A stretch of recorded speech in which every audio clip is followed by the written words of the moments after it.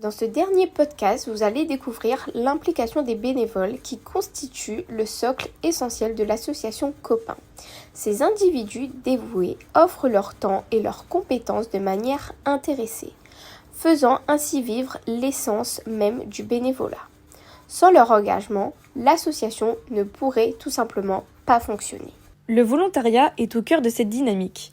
Chaque bénévole consacre une part de son temps personnel pour contribuer au bon déroulement des activités de Copain. Cette démarche repose sur le respect mutuel au sein de l'équipe où une atmosphère de convivialité et de compréhension règne. Il est ainsi admis que chacun a ses propres contraintes horaires et obligations personnelles, ce qui se reflète dans la flexibilité des engagements. Certains bénévoles peuvent se rendre disponibles pour chaque événement, alors que d'autres ne peuvent participer qu'à une seule occasion. Néanmoins, chaque contribution est inestimable et pleinement valorisée. Cette diversité de disponibilité enrichit la palette de talents et renforce la solidarité au sein de l'association.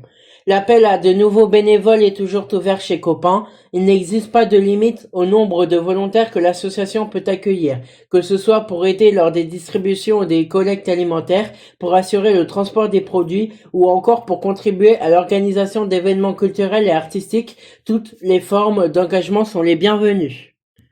Si vous souhaitez rejoindre cette noble cause et mettre vos compétences au service de la communauté, nous vous invitons chaleureusement à visiter le site internet cop1.fr où vous trouverez davantage d'informations sur les opportunités de bénévolat disponibles. Votre soutien pourrait faire une réelle différence dans la lutte contre la précarité alimentaire et la promotion de la solidarité. Justement, pour devenir bénévole, il vous suffit de remplir le formulaire mis à disposition sur leur site internet. Rien de plus simple que ça. Pour accompagner nos podcasts, je vous propose d'écouter différentes interviews de bénévoles qui étaient présents lors d'une distribution alimentaire à Angers. Vous pourrez découvrir leur motivation et peut-être avoir envie, vous aussi, de vous engager. Première question, pourquoi est-ce que vous avez fait le choix d'être bénévole à Copain ? Je commence. Alors moi j'étais venue à une distribution qui s'était passée dans ma fac et j'avais parlé un peu avec une fille de ce qu'il faisait, etc. Et j'ai demandé s'il y avait besoin de bénévoles, elle m'a dit oui et voilà. Donc c'est par l'intermédiaire d'une action qu'ils ont faite dans ma fac. Ok. Voilà. Et est-ce que ça vous a appris quelque chose, ouvert sur quelque chose ? Vous êtes rendu compte de quelque chose ? J'ai appris beaucoup de choses, on va dire, parce que j'ai pu monter un peu les échelons dans l'association. Maintenant, je suis responsable accès au droit. Et j'ai appris plein de choses. Et vraiment, les personnes qui sont là t'apportent en plus un enseignement, des conseils, etc. Comme on est un peu mélangés, enfin, on est des L1, mais il y a des L2, des masters, etc. Donc, il y a beaucoup de personnes qui t'aident. Donc, vraiment, la vie associative, c'est bénéfice. Enfin, tout le monde en bénéficie. Okay. Voilà. Super. En effet, Copain a besoin d'aide dans 6 domaines différents. La logistique, les collectes, les distributions, l'accès à la culture et au sport, l'accompagnement, ainsi que la communication. Il faut savoir prévoir et réaliser des trajets hebdomadaires, réceptionner les livraisons et bichonner les véhicules. Récupérer, transporter et trier les denrées collectées dans les grandes surfaces. Celles-ci permettent d'augmenter la quantité et la diversité des produits proposés lors des distributions.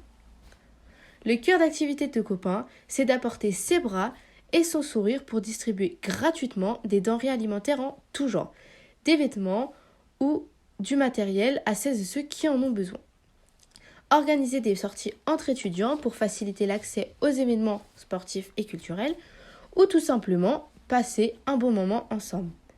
Offrir une écoute, organiser un suivi des personnes qui le demandent, rediriger et informer les étudiants vers des professionnels ou des aides auxquelles ils ont droit, organiser des ateliers de professionnalisation, etc.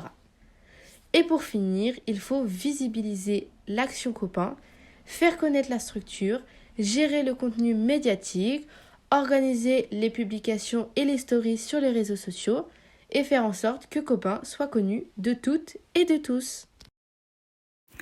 Les 5 podcasts sont maintenant terminés. Nous espérons que vous avez apprécié les écouter et que vous avez appris de nouvelles choses et que peut-être vous souhaitez vous engager auprès de Copain.